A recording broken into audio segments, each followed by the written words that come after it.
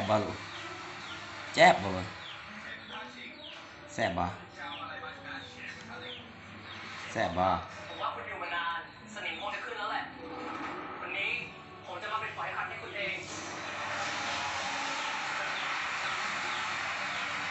แล้วเชฟผู้ท้าเหล็กล่ะคะคุณจะเอาชนะเชฟผู้ท้าชิงด้วยวิธีอะไรสนิมที่น้องเห็นเนี่ยเลือดผู้ท้าชิงทั้งนั้นจะเอาอะไรมาขัดผม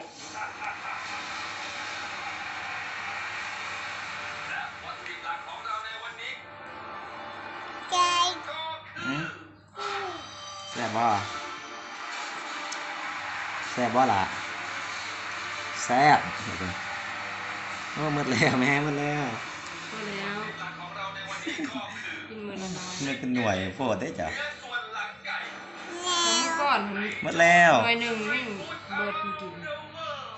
แล้วโอ้ยตอนนั้นกินเปลือกหมดแล้วนี่ร้านนี้ดิหนึ่งกินได้เลยนี่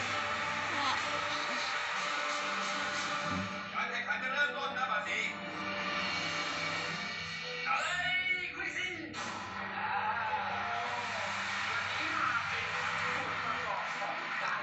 เป็นส่วนที่ผมไม่เคยรู้จักเลยนะครับเนี่ยคุณเองเห็นในชาร์ตตรงนั้นไหมครับใช่ครับมีส่วนหลังของไก่ครับมีทั้งซ้ายทั้งขวาตัวมีแค่2 ชิ้นเท่านั้นครับแล้วมีเนื้อจะมีกระดูกเหลืออันเดียวเท่านั้นเองแล้วเวลากินแล้วมันทำเนื้อสะโพกมากเลยเคยลองแล้วชอบมากนะครับแล้ววันนี้เรานำมาเท่าไหร่ครับวันนี้นะครับเรานำชิคเก้นบริส36 กิโลสบายดี400 บาทครับดีเหรอลูกมือมั้ยไม่ดีปะสบายดีเรื่องไงด้วยสบายดีพวกนั้นเนี่ยใดนึกว่าสบายดีจุ๊วะล่ะจุ๊วะสบายดี